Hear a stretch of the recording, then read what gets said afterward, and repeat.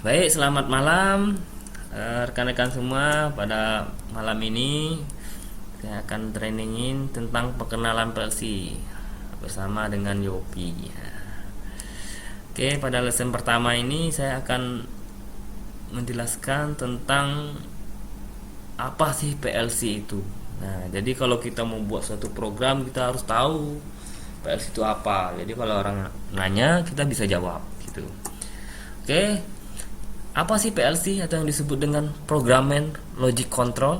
Nah, itu adalah suatu peralatan elektronik yang bisa mengontrol mesin dan proses. Nah, dia juga mempunyai memori yang digunakan untuk menyimpan instruksi dan menjalankan fungsi-fungsi termasuk kontrol, timer, kontrol sequence, arithmetic, dan data handling. Nah, namanya juga programmable logic control. Nah, itu. Jadi program sebuah logik yang dikontrol gitu. Nah, jadi sebagai perkenalan itu PLC pertama diinstal pada tahun 1969, udah cukup lama ya.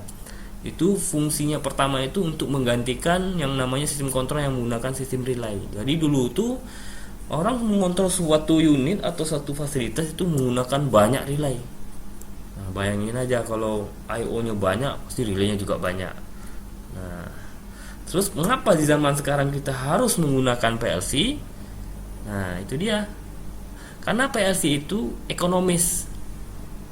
Nah, kalau dia menggunakan kita I/O-nya lebih dari 4 buah relay lah sebelumnya. Lebih dari itu, lebih ekonomis. Tapi kalau misalkan yang mau dikontrol cuma menggunakan berapa relay, 2 relay, 3 relay, ya pakai relay aja. Terus kehandalannya, dia handal gitu. Sekali program dibuat dan langsung didebug. Nah, dan bisa dipakai untuk PLC yang lain. Nah, yang fungsinya juga sama. Jadi bisa copy paste gitu. Terus fleksibel lah gitu. Jadi gampang untuk modifikasi program. Terus dapat dengan mudah mengupdate-nya tanpa harus mengubah wiringan. Nah, gitu. Fleksibel ya. Terus fungsi-fungsi yang lebih baik gitu. PLC dapat melakukan macam-macam fungsi kontrol, on off sederhana, sekuen yang berulang-ulang sampai manipulasi data. Nah, jadi menggunakan PLC itu membuka banyak kemungkinan bagi desain. Nah, jadi kalau kita buat PLC atau buat program itu masing-masing kita punya logika. Yang penting tujuannya sama, arahnya kemana. Yang penting kita harus tahu apa sih yang kita buat gitu. Terus komunikasinya gitu ya. Komunikasinya tuh kalau kita menggunakan relay gimana ya, susah ya komunikasinya. Tapi kalau PLC kita bisa berkomunikasi dengan PLC yang lain, bisa dengan komputer untuk HMI-nya gitu, atau bertukar informasi gitu. Itu bisa dilakuin oleh PLC. Kalau relay susah. Relay palingan itu tampilan lampu aja. Nah, terus kalau PLC ini cepat gitu, kecepatannya itu bisa per menit. Nah, gitu. Ada sekitar milisecond malah lagi. Udah PLC yang baru sekarang. Jadi kecepatannya untuk memproses ribuan item itu per menit, cepat gitu. Terus diagnosis. Nah, ini yang perlu nih untuk troubleshooting gunanya. Troubleshooting. Jadi kita gampang menganalisa atau melacak permasalahan dari fasilitas kita. Nah, itu salah satunya kegunaan PLC. Jadi kalau kita troubleshooting, kalau pakai relay ya ribuan relay itu yang kita cek wiringnya satu-satu, relay mana yang rusak. Nah, tapi kalau dengan menggunakan PLC itu ada fasilitas namanya diagnostik, yaitu dia bisa ngasih tahu, oh ini nggak jalan gara-gara ini, oh ini langsung ke tujuan gitu. Itulah salah satu kelebihannya dari kita menggunakan PLC. Oke, terus apa saja sih aplikasi yang kita gunakan untuk PLC? Banyak. Untuk fasilitas apa, pembungkusan, pembotolan, pengalengan, banyak sih. Atau di pabrik-pabrik seperti di perminyakan gitu. Itu sangat menggunakan PLC. Udah jarang sekarang itu menggunakan relay, udah di-upgrade semuanya ke PLC karena dia lebih handal, terus lebih gampang untuk melakukan modifikasi program. Troubleshooting juga, diagnostik gitu. Terus komponen-komponen apa aja yang ada di PLC? Nah, kita harus tahu kita mau belajar programan PLC, kita harus tahu apa sih yang di dalam PLC itu. PLC itu terdiri apa aja gitu. Nah, di sini PLC itu ada terdiri dari input, output, central processing unit, CPU atau CPU, terus memori, power supply, peralatan pemrograman, operator interface. Nah, jadi di PLC itu udah include nih semua nih. Semuanya ada nih. Nah, di dalam PLC. Oke, nanti kita jelasin secara detail itu input apa, output apa gitu. Nah, di dalam PLC, nah ini yang di dalam PLC yang saya bilang tadi. Nah, itu ada input, ada prosesor, ada memori ada dua, program data, memori program sama memori program data. Terus ada power supply. Nah, terus ada output.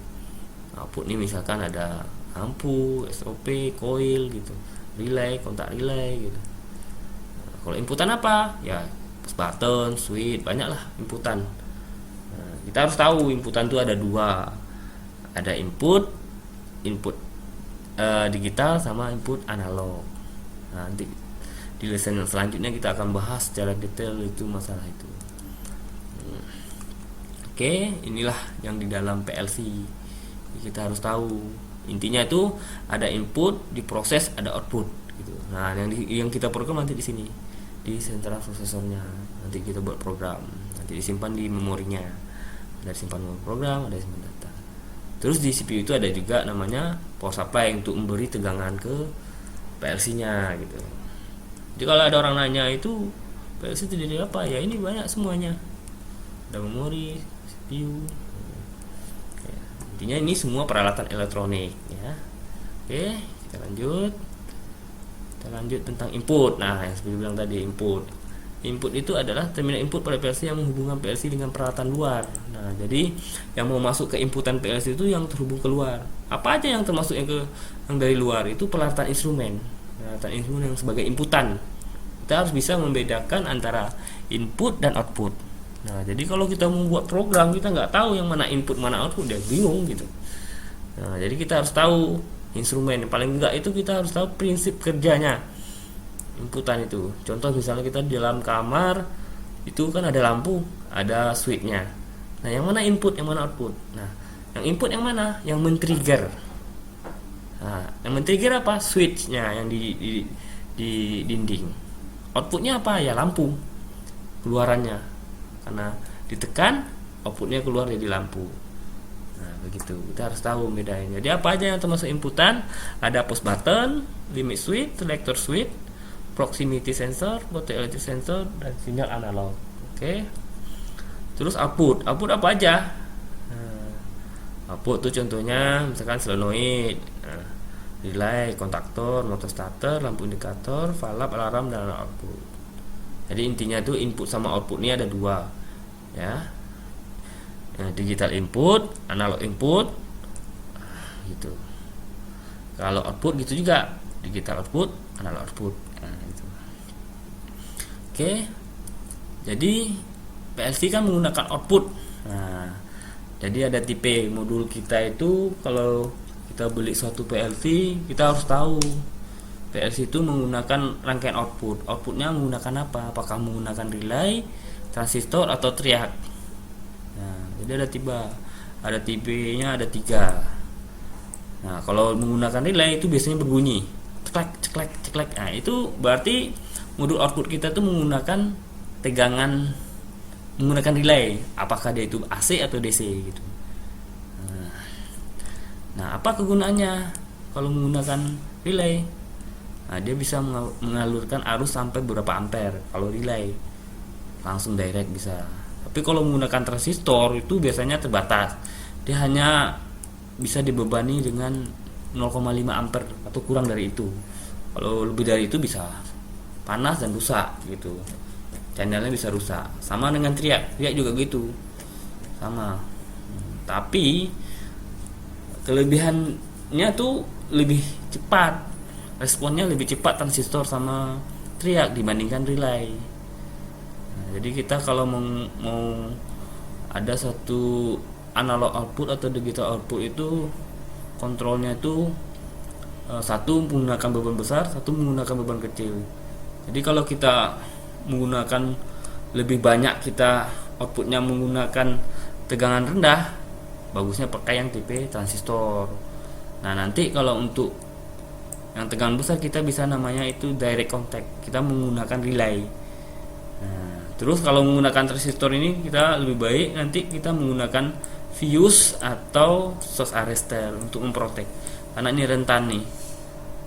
Nanti tipe transistor sama direct ini rentan rusak kalau misalkan kita salah wiring atau short. Nah, bisa rusak. Maka kita kalau dalam proses engineering kita akan buat desain engineeringnya itu menggunakan fuse sama arrestor. Fuse sih cukup, tapi kalau bisa menggunakan source arrestor bagus. Oke, karena rentan rusak. Tegangan tinggi aja udah rusak. Oke. Lalu kita lanjut dengan CPU. Apa sih CPU itu? Nah, apakah CPU komputer? Nah, gitu. CPU itu kalau di PLC itu komponen utamanya, hampir sama dengan komputer, otaknya gitu. Dia membaca input, menjalankan logik, melakukan perhitungan, dan selanjutnya mengontrol output. Nah, gitu. Itulah gunanya dari maksudnya CPU dari PLC. Terus di PLC itu ada namanya memori. Nah, di memori itu ada namanya file data sama file program. Program apa? Yaitu menyimpan program aplikasi fungsinya. Kalau file data itu menyimpan data yang berhubungan dengan program status, perhitungan, konstanta. Nah, itu disebut juga dengan aplikasi memori atau user memory. Oke. Terus juga di dalam CPU ada sistem memori yang dapat mengarahkan dan melakukan kegiatan operasional seperti eksekusi program, koneksi update input, output. Sistem memori diprogram oleh manufaktur. Nah, ini nggak bisa diapa-apain nih. Nah, itu udah bawaan dari manufakturnya. Kita nggak bisa merubah atau mengeditnya. Nah, itu udah dibuat oleh program oleh manufaktur. Oke, udah fix lah intinya memorinya. Itu namanya sistem memori seperti biner. Nanti saya jelasin nanti di lesson selanjutnya saya detailnya. Oke, di PLC juga ada namanya power supply, karena namanya peralatan elektronik itu butuh namanya power supply atau tegangan. Nah, dia itu menyediakan daya ke rangkaian internal PLC ke modul AI-nya, modul DI-nya gitu, ngasih tegangan biar bisa berjalan. Dan juga untuk melindungi komponen PLC dari lonjakan. Jadi salah satu guna power supply juga untuk melindungi komponen PLC dari lonjakan atau tegangan spike gitu, tegangan spike tiba-tiba gitu, lonjakan. Terus di PLC kita juga ada namanya peralatan pemrograman. Nah, untuk masuk ke program ke PLC kita harus menggunakan komputer untuk menjalankan programnya. Nah, misalkan programnya RSUJIK 500, RSUJIK 5, RSUJIK 5000, itu tergantung nanti tipe PLC yang kita gunakan. Nanti saya akan jelasin cara penggunaan softwarenya. Sekalian nanti saya akan kasih di lesson yang terakhir itu programming softwarenya. Oke, kita lanjut ke operator interface. Jadi di PLC itu ada operator interface. Jadi di PLC itu kita bisa berkomunikasi dengan PLC tanpa harus menggunakan online program, karena di PLC sudah menyediakan monitor status. Misalkan statusnya switch atau lampu gitu. Oh, ini status inputannya lagi masuk, DO nya lagi aktif gitu. Nah, itu ada tombol push button untuk memilihnya gitu. Itu adalah operator interface nya. Jadi situ juga ada di PLC. Terus untuk memperbaiki interaksi antara operator dan PLC ada banyak tipe electronic interface. Nah, jadi ada lagi namanya interaksi antara operator dan PLC. Jadi ada namanya tuh HMI. HMI yaitu Human Machine Interface ya. Kalau dulu orang nyebutnya MMI, Man Machine Interface gitu. Karena umumnya dulu yang jalankan laki-laki ya. Sekarang karena udah ada operatornya perempuan jadi HMI, Human ya. Human Machine Interface. Nah, apa aja softwarenya gitu. Ada panel view, Wonderware, RSView. Nah, panel view sama RSView itu bawaan dari AB Allen Bradley. Dia bisa berkomunikasi dengan PLC melalui port komunikasi. Oke. Terus kita harus tahu nih siklus kerja dari PLC.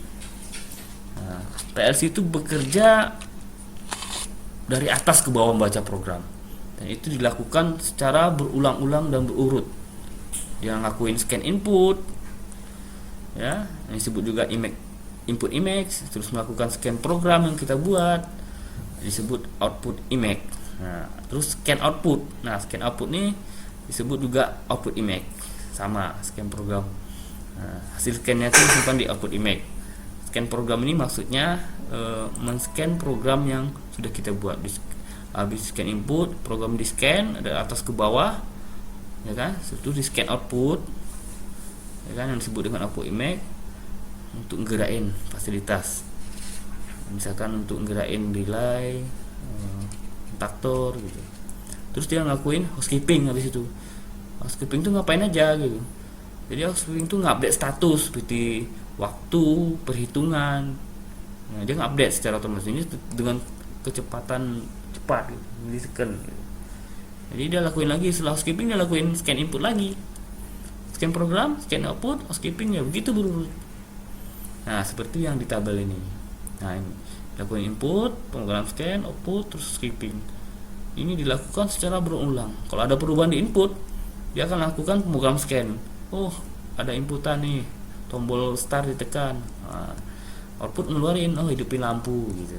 Terus dia update gitu. Housekeeping. Dan gitu terus dilakuin. Itulah siklusnya dari PLC. Dia ngelakuin scan berulang-ulang. Mungkin sampai sini aja dulu training kita pada malam ini. Kalau ada kata-kata yang janggal atau yang tidak enak, saya mohon maaf. Mungkin kalau ada pertanyaan bisa di komen ya di bawah, nanti akan saya balas. Kita besok akan lanjut ke lesson yang selanjutnya, lesson kedua, yang lebih ke PLC-nya gitu. Oke. Dan jangan lupa ya, nanti di like dan subscribe untuk berlangganan. Oke, sekian dan terima kasih. Selamat malam.